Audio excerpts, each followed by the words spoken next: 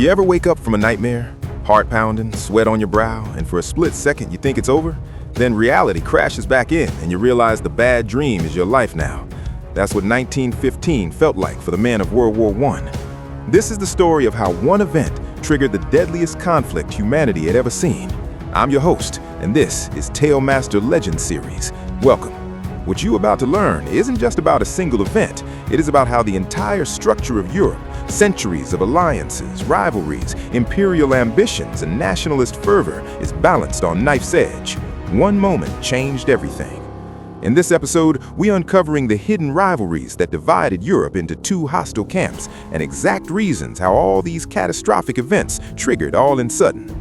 The year started with a hangover from 1914's illusions, the quick victory, the home by Christmas, the glory of the charge. But by January, the trenches were frozen solid, the mud turned to ice that cut like glass, and the only thing moving was the rats, bolder now in the cold. The war wasn't ending, it was digging in deeper, like claws into flesh. Let me take you there, step by muddy step, not as some dry history lesson, but as the raw, gut-wrenching story it was. The story of men who stared into the abyss and found it staring back, with gas masks and bayonets. We'll walk the Dardanelles beaches where dreams of a quick knockout turn to slaughter. We'll choke on the first whiffs of chlorine at Ypres. We'll feel the grind on the Eastern Front, the colonial sideshows turning into main events, and the home fronts cracking under the strain. This is 1915, the year the war went from bad to unbreakable. January 1915. The Western Front is a scar frozen in time. From the English Channel to the Swiss Alps, 400 miles of zigzagging hell. The men who survived 1914's mad dashes now hunker in holes that smell of rot and cordite. No more grand maneuvers, no more flanks to turn, just waiting for the next shell, the next raid, the next order to go over the top into the wire. Take Private Albert Thompson, a Lancashire lad with the British Expeditionary Force near Ypres. He wrote home, "Dear Mom, the cold's worse than the Hun. My boots are frozen to my feet, and last night we lost 3 to frostbite, but we hold the line. Tell Dad I'm still kicking." Albert didn't know it yet, but 1915 would test that kick like never before. The generals paced in chateaus miles behind, maps spread like puzzles they couldn't solve. Haig, Joffre, Falkenhayn, names that would become synonymous with stubbornness. They clung to the old ways, mass infantry assaults, cavalry reserves waiting for the breakthrough that never came. But the machine gun laughed at cavalry. The artillery turned fields to moonscapes where horses sank and men drowned. Suspense hung in the air like the morning mist. Every dawn patrol wondered, is today the big push? Every night the flares lit up no man's land, turning shadows into snipers.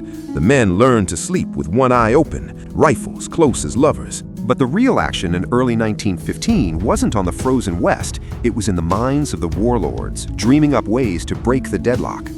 Enter Winston Churchill, First Lord of the Admiralty, young, ambitious, with a voice like thunder and ideas that could shake empires. He looked at the map and saw not trenches, but the soft underbelly of the Central Powers, the Ottoman Empire. The Dardanelles, he argued in smoke-filled rooms, force the straits, sail to Constantinople, knock Turkey out, link up with Russia. The war ends by summer. It sounded brilliant. A naval dash, amphibious landings, quick victory. What could go wrong? Everything. February 19th, 1915, Allied battleships, British, French, even a Russian cruiser, steam into the Dardanelles. Guns thunder at Turkish forts, minesweepers clear paths. For a moment, it works. Forts crumble under 15-inch shells. But the Turks, advised by German officers like Lehmann von Sonders, fight like demons. Mines float unseen. U-boats lurk. March 18th, the big push. 18 battleships in line. The sea boils with explosions. Then disaster. French Bouvet hits a mine, rolls over in minutes. 600 men drown. British Irresistible and Ocean follow. The fleet retreats, tails between legs. Churchill's dream, now a nightmare. They need boots on the ground. April 25th, Gallipoli landings. ANZACs, Australians and New Zealanders, hit the beaches at dawn. Suspense builds in the dark, troop ships rocking, men whispering prayers, officers checking watches. The first boats grind onto sand. Turks open fire from cliffs, machine guns chatter, men fall before they stand. Private Jack Simpson, Aussie donkey man, becomes legend. Under fire, he hauls wounded on his donkey, Murphy, day after day, dodging bullets, saving dozens, until a sniper gets him. Heroes like that kept the men going, but the beaches turned to bloodbaths. The suspense? Would the foothold hold? Turks counterattack relentlessly. Mustafa Kemal, future Ataturk, rallies his men. I don't order you to attack, I order you to die. They do. So do the Allies. By May, it's deadlock again. Trenches on cliffs, heat replaces cold, flies swarm corpses, water rations dwindle, dysentery rages, men boil in their wool uniforms under Mediterranean sun. Churchill pushes for more, reinforcements pour in, British, French, Indians, Gurkhas. August Suvla Bay landing, another chance. Boats hit shore, confusion reigns, generals dither on beaches while Turks seize heights. Opportunity lost. Gallipoli drags on, month after grueling month. 250,000 Allied casualties, no breakthrough, just suffering. Back west, the deadlock deepens with poison. April 22, 1915, Ypres. Afternoon sun slants over fields. Canadian and French troops hold the line. Then a yellowish cloud drifts from German trenches. Wind carries it slow, like a predator stalking. Chlorine gas. Men cough, eyes burn, lungs fill with fluid. They drown on dry land. Panic spreads, lines break, but the Canadians hold, urinating on handkerchiefs as makeshift masks. They counterattack into the hell cloud. Fritz Haber, German chemist, father of gas warfare, watches from safety. A higher form of killing, he calls it. The men choking in ditches call it something else. Suspense grips the front. When will the next cloud come? Gas masks rush to troops, crude at first, then better. But the genie is out. Phosgene, mustard, worse follows. The intensity? Imagine holding your breath, waiting for wind shift. One wrong gust, you're blind or dead. East, Brusilov's early pushes hint at 1916 horrors. Russians bleed in Carpathians. Austrians counter. No decision, just more graves. Global grind. Africa, Middle East, Pacific. Colonial troops fight in forgotten corners. Lettow-Vorbeck's East Africa campaign. One man tying down 300,000 allies with 3,000 askaris.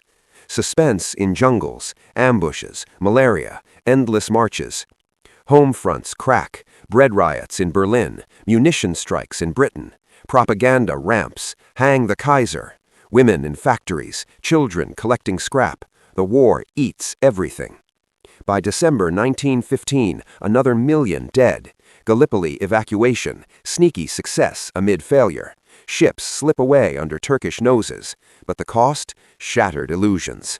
Heroes emerge. Simpson, the donkey man. Kemal, the defender. Haber, the devil's chemist. Ordinary privates enduring. The legacy? 1915 proved the war was unbreakable. Deadlock deepened. The stage set for 1916's bloodbaths. And the men? They dug deeper, waited longer, died slower. This is just the beginning of a story. In future episodes, we'll explore the Western Front warfare, the rise of new weapons, the strategies of great generals, and the human cost of this conflict. If you want to understand the history that shaped the modern world, subscribe to Tailmaster Legend series. Hit the notification bell so you don't miss the next episode.